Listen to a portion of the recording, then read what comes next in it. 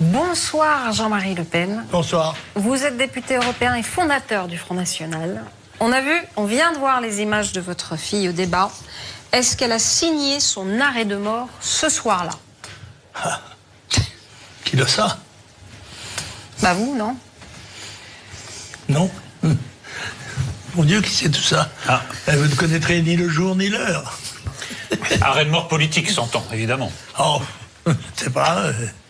Je pense qu'il est toujours possible d'avoir le ferme propos, de comprendre pourquoi on a échoué et d'en tirer des conclusions. Si j'en juge d'après l'incident d'hier matin, il semble qu'on n'ait rien compris encore. Hier matin, vous avez demandé sa démission et vous avez trouvé la porte close quand vous allez vous... Non seulement la porte close, mais même, je dirais, enchaînée. Verrouillée.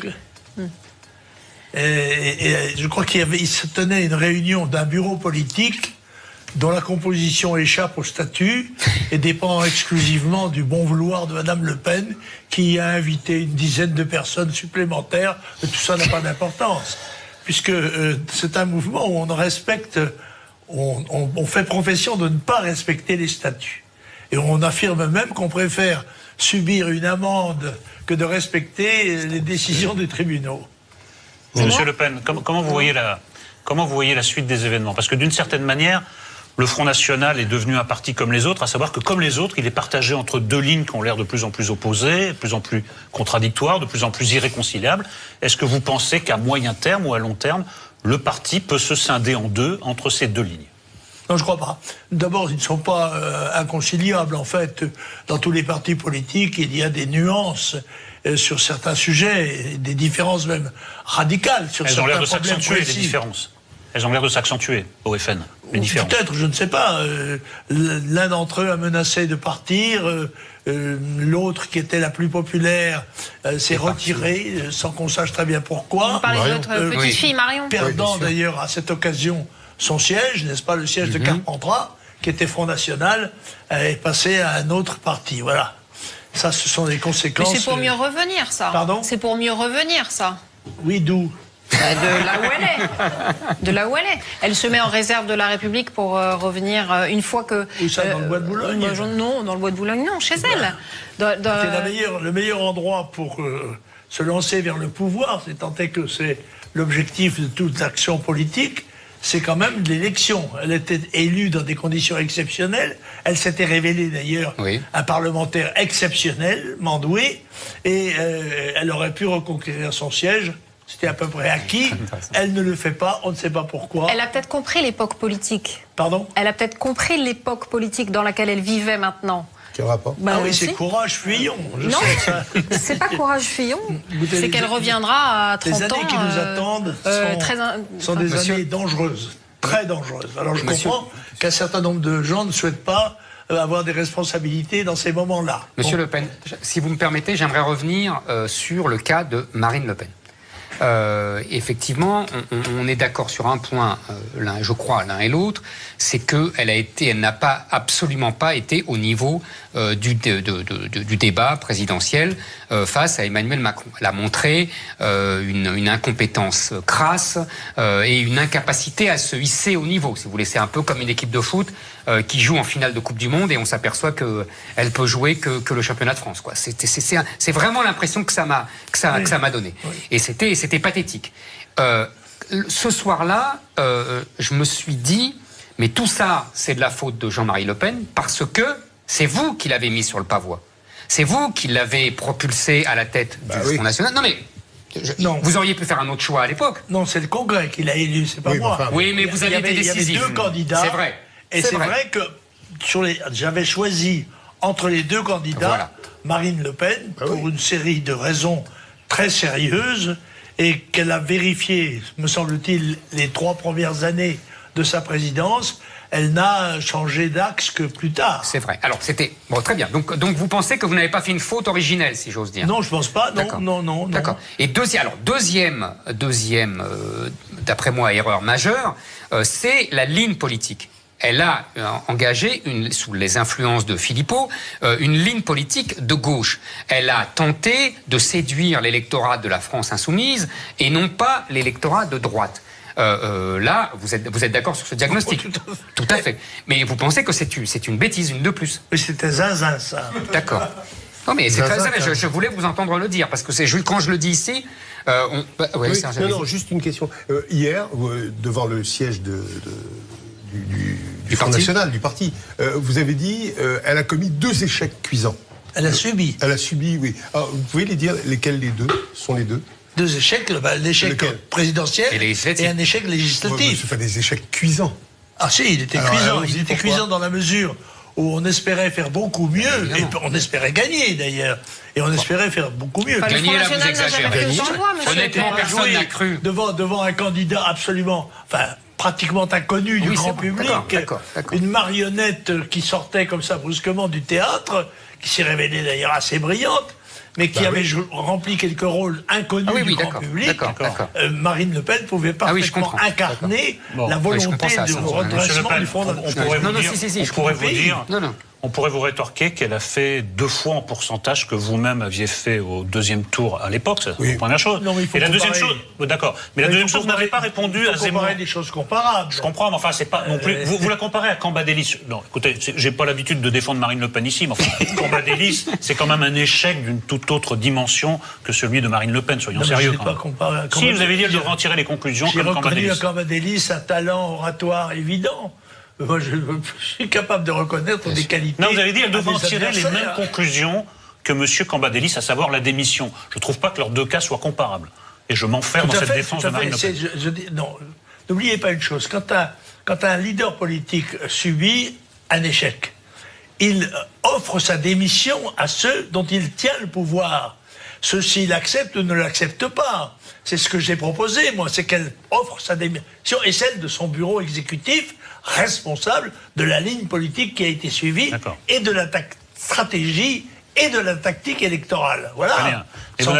J'ai comparé à Cambadélis parce que Cambadélis venait de le faire pour le Parti Socialiste, c'est tout. C'est pas comparer Marine à Cambadélis. D'accord, vous n'avez pas répondu à Éric Zemmour. Vous avez dit c'était zinzin comme changement de ligne politique, mais vous n'avez pas explicité pourquoi. Pourquoi est-ce que c'était... Mais il m'a pas demandé pourquoi. Mais il demande jamais, il pose jamais de questions. Donc moi, je viens en 2e recours pour poser la question. Ah, c'est ça votre plus C'est notre truc. Le Front National est né difficilement, parce que je voudrais rappeler quand même qu'aux élections de 74, j'ai fait 0,74% des voix, et peut-être que mon mérite a été de ne pas me décourager à ce moment-là et de continuer quand même à combattre dans l'espoir de chiffres meilleurs, ce qui d'ailleurs s'est produit. Bon, alors je sais que quels sont les fondamentaux du mouvement, quels sont les grands problèmes qui se posent au pays, qu'est-ce qui va angoisser légitimement l'opinion dans les semaines et les mois qui viennent. C'est le déferlement d'une immigration massive, consécutive à la révolution du XXe siècle qui a été l'explosion démographique du tiers-monde. Le monde est passé de 2 à 7 milliards d'habitants.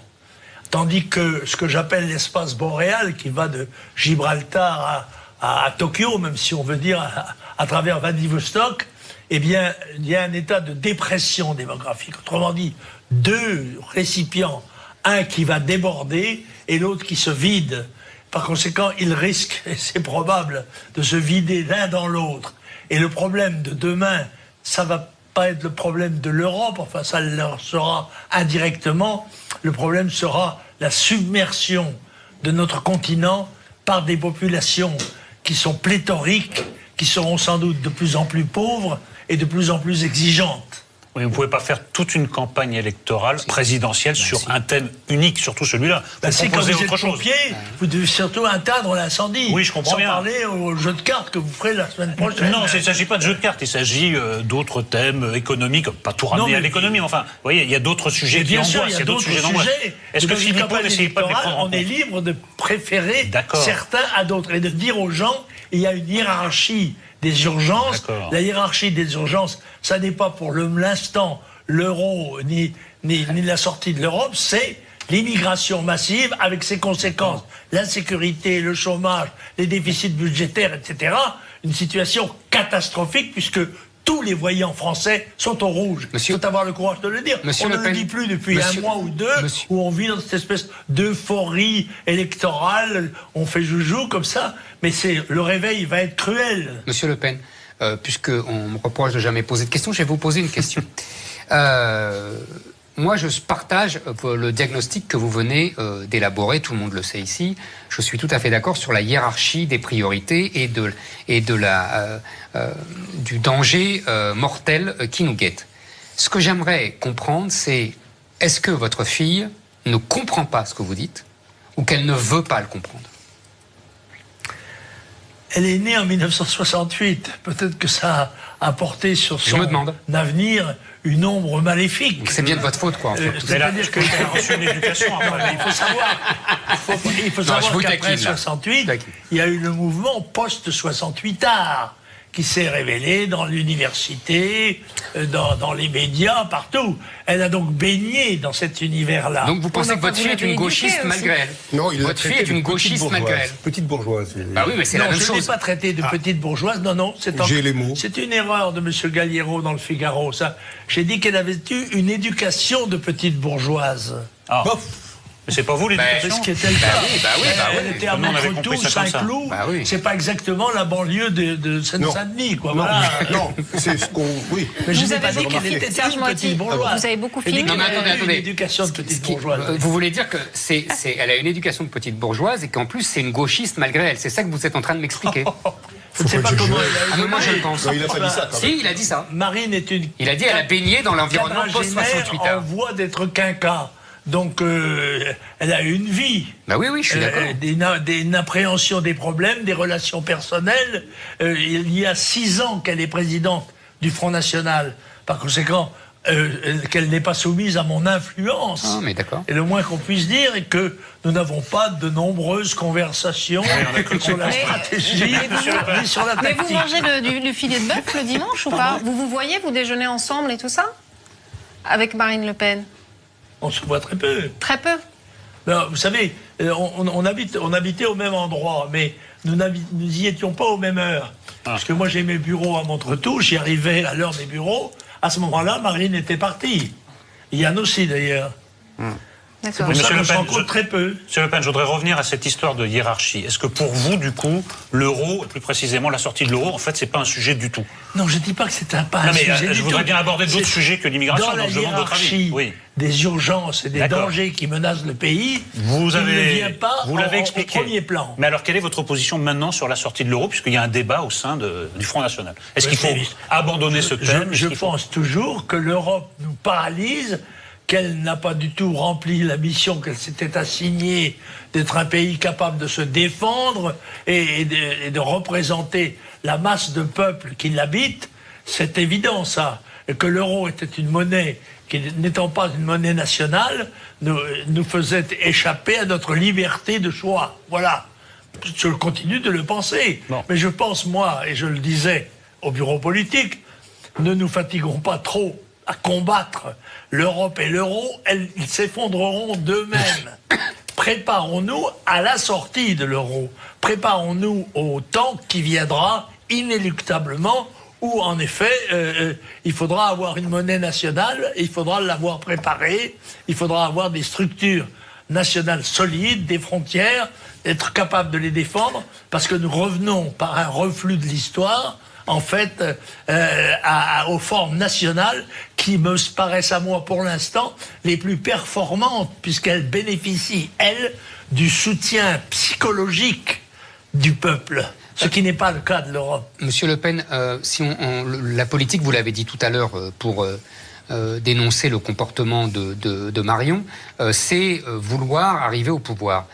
Est-ce que vous ne pensez pas que, tout simplement, quand on s'appelle Le Pen, on ne peut jamais, pour des bonnes et des mauvaises raisons, hein, vous comprenez ce que je veux dire, c'est pas, je ne juge pas, c'était un diagnostic objectif. Le nom de Le Pen étant tellement diabolisé, on ne peut pas arriver au pouvoir quand on s'appelle Le Pen et qu'il faut envisager quelqu'un d'autre. Comment? Qu'elle change de nom, elle? Non, pas qu'elle change de nom, je veux dire qu'elle prépare une... Non, mais je suis très sérieux. Je suis très sérieux, c'est pas du tout... Vous comprenez ce que je veux dire? Il n'y avait pas Le Pen, il y avait Marine. Mais c'est bien pour ça, je pense qu'elle l'a compris en partie. Mais vous vous souvenez de cette anecdote que l'on prête Corrige d'ailleurs à Napoléon.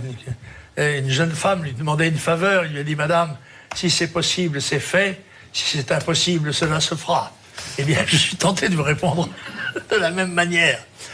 Pourquoi non, je vous pose la question. Moi, je pense que...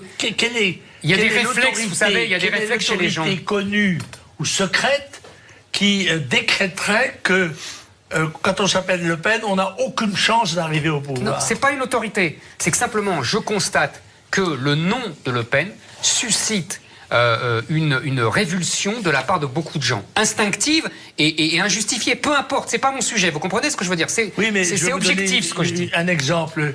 En 1936, il y a une élection qui amène au pouvoir le Front populaire. 4 ans plus tard, dans la déroute, les députés et sénateurs élus sous le Front populaire votent massivement les pouvoirs constitutionnels au maréchal Pétain. Ah oui, mais le maréchal Pétain, c'était le héros de Verdun, monsieur Le Pen. Bien sûr, mais c'est pas rien, le maréchal Pétain. C'était pas rien, mais quand même pour avoir cette quasi-unanimité d'une chambre qui avait été élue, qui était socialo-communiste. Je ne dis pas le contraire. Mais le nom de Pétain était illustre, c'est ça que je veux dire. Se renverser. Oui, et qu'à un moment donné, les non, peuples parce que le nom de Pétain à l'époque n'était pas diabolisé du tout. Les peuples choisissent la solution qui leur paraît salvatrice. Bon, alors quand tout semble aller bien, eh bien on élit Macron. Et puis quand ça va très très mal, on peut recourir à Le Pen. Alors, Serge Moati. Mais lequel Le Pen. Lequel Marion? Justement, on a quelques cartouches en réserve. Serge Moati, vous avez suivi la campagne avec beaucoup d'acuité. On a parlé tout à l'heure avec Guillaume Durand, de Mélenchon, de Macron, etc. Mais vous avez qu'est-ce que vous diriez de la campagne de Marine Le Pen, vous? Rien. Rien? Non, non, mais c'est un vrai sujet, ça. On ne sait pas très bien quoi dire de la campagne de Marine Le Pen. Quelle campagne a-t-elle fait? Je ne sais pas. Oui, non, c'est ça. Non, mais c'est vrai, franchement, c'est un vrai sujet. Non, mais absolument. Je voyais... Enfin, déjà, il y a eu une campagne qui évitait les vrais sujets, comme vous l'avez dit tout à l'heure. Hein, puisqu'on n'a pas parlé d'économie, on n'a pas parlé d'immigration, on n'a pas parlé d'islam. Il y a eu des attentats toute l'année 2015, on n'a pas parlé. Tout le monde se retrouvait dans une sorte de social-démocratie à laquelle j'adhère totalement. Oui, non, mais bien sûr. Mais d'accord, mais voilà, c'était tout. Enfin, il n'y avait pas de vrai... Et Marine Le Pen n'a pas réussi à imposer ses thèmes. Vous êtes d'accord avec ça? À trouver un thème majeur. C'est ça qui m'a paru intéressant. Enfin, intéressant et curieux. Oui, absolument. Intéressant et curieux. Bah, c'était son échec, c'est ça son échec. Je reconnais que son débat a été raté. Mais il est vrai aussi que le champion olympique de descente en ski peut se tordre une cheville dans la main. Ça ne l'élimine pas. Vous avez raison. Mais elle avait déjà raté les autres débats à 5 ou à... Vous vous souvenez, elle avait été aussi assez médiocre. Je suis d'autant plus intéressé par ce débat que je vous rappelle tout de même que Jacques Chirac avait préféré se défiler et ne pas accepter le débat plutôt que de me rencontrer au deuxième tour. Vous avez tout à fait raison. C'était un scandale, vous avez raison là-dessus. Je l'ai écrit à l'époque. Voilà. C'est toujours dangereux. Je dois dire que j'ai été très étonné de voir Marine, qui semble d'habitude se comporter de façon assez performante tout de même à la télévision, rater son débat qui était le plus débat devant Macron qui, lui, gardait de Conrart le silence prudent. Je dois dire que Marine avait un handicap. C'est une femme. Nous sommes dans un pays macho quand même, il faut le dire. Bon. Or, je pense qu'elle aurait dû avoir une attitude plus distante, même presque royale face à Macron, pour incarner l'aptitude au pouvoir, justement. Le sérieux. Encore une fois, elle avait le handicap d'être une femme, mais elle pouvait le remonter. Elle en avait, du moins le croyais-je à l'époque, la capacité. Oui, mais là, vous portez un regard paternel sur elle parce que vous êtes en train d'excuser un peu. C'est pas tout à fait ce qu'on a vu. Vous dites, on peut faire une contre-performance. Ça, c'est tout à fait vrai. Mais on n'a pas eu l'impression d'assister à une contre-performance. On a eu l'impression d'avoir affaire à quelqu'un qui ne connaissait même pas certains fondamentaux qu'on attend de gens parvenus à ce niveau de la vie politique. Ce qui n'est pas tout à fait la même chose, quand même.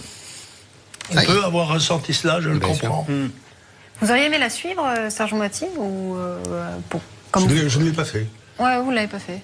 Parce que vous l'aviez fait en 2002 avec Jean-Marie Le Pen et vous aviez dit que vous étiez là quand il a appris qu'il accédait au second tour en 2002 et qu'il avait sur la face un... C'est mon sentiment.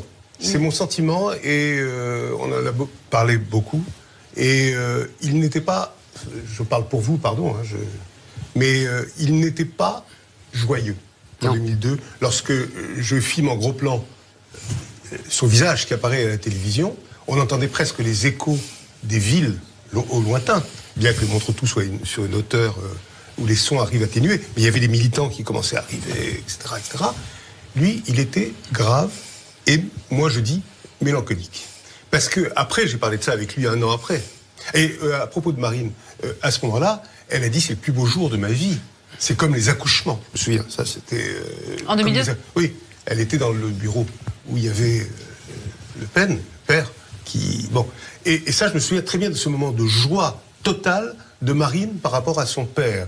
Et cette espèce de relation fusionnelle qu'il y avait à l'époque. Et moi, cette histoire des deux, là, je l'ai prise très au sérieux au début. On me disait que j'étais intoxiqué. T'es dans leur propagande, etc.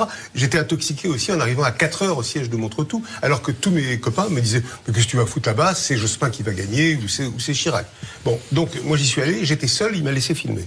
Très bien. Et j'ai vécu ce moment-là, qui était un moment... Après, on en a parlé 1 an après, j'ai dit « Cette mélancolie, etc. » Il me dit... Non, c'est venu... Enfin, pardon, je vous cite à nouveau. Hein. Il me dit, non, d'abord, mon adversaire principal, c'était Jospin, pas Chirac.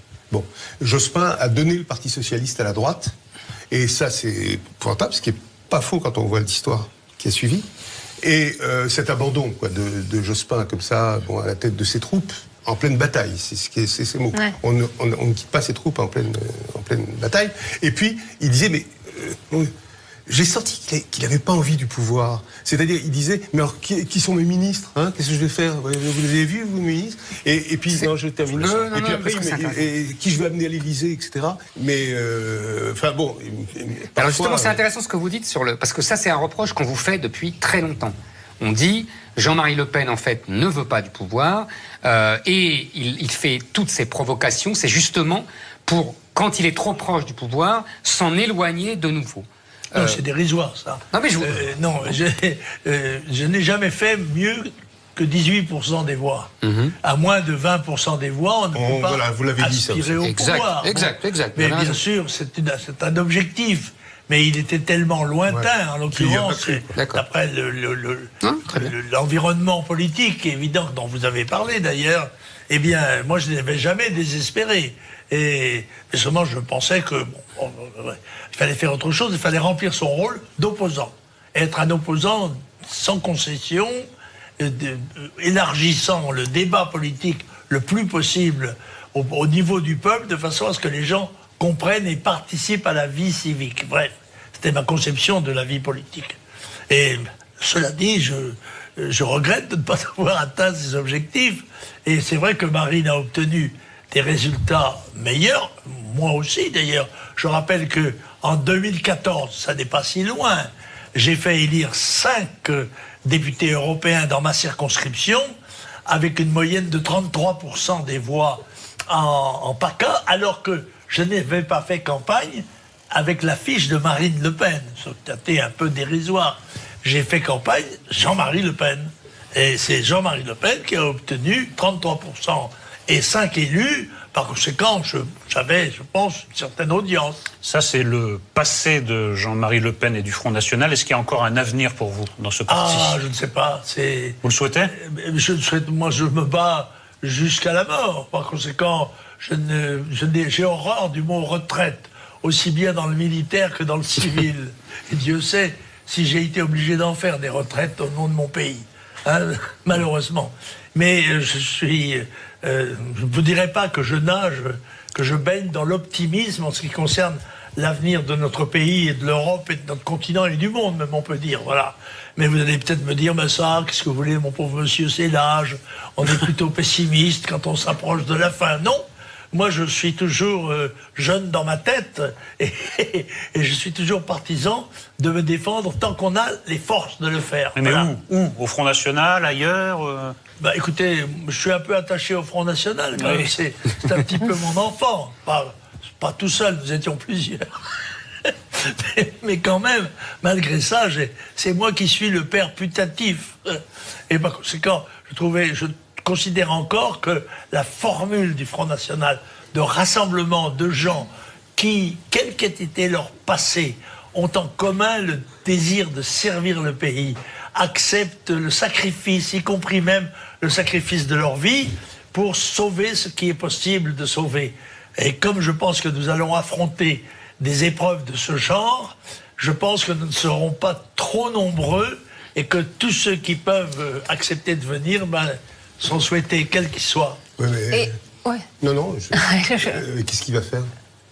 Parce que ce qu'il y a de... Si on revient dans l'affectif, ce qui s'est passé hier, c'était votre anniversaire hier ou avant-hier? Oui, c'était hier mon anniversaire. Et c'était juste après la fête le cadeau que me faisait c'est ça. La chaîne, la porte fermée, le jour de son anniversaire. Bon, donc c'est quand même étrange. Enfin, moi, je suis papa aussi de fille qui ne fait pas ce coup-là. Mais qui, bon, peut-être la même histoire aussi. Et avant, c'était la fête des pères. Ah oui, Drôle de semaine. Il a cumulé quelque chose que tout le monde peut comprendre, non? Oui, et en même temps, si on se place de l'autre côté, puisqu'on est dans l'affectif, Marine Le Pen vous reproche beaucoup d'avoir voulu s'aborder tout son travail de dédiabolisation, d'avoir voulu... Mais comment par vos petites phrases, vos provocations, Mais non, mais j'ai pas fait je me place de son point de vue. Ce sont mes adversaires qui disent que ce sont des provocations. Mais elle pense comme ça, vos adversaires, alors. Ouais. Oui, elle n'est pas solidaire des déclarations que j'ai pu faire et que j'assume personnellement. Non, mais je suis un homme politique responsable. Je ne demande pas à Marine Le Pen de partager ma responsabilité. J'ai les épaules assez larges pour les supporter tout seul. Par conséquent, qu'elle s'occupe d'elle-même, qu'elle s'occupe de ses déclarations, moi je m'occuperai des miennes. Comment vous voyez son avenir? Je ne sais pas. Je ne sais pas.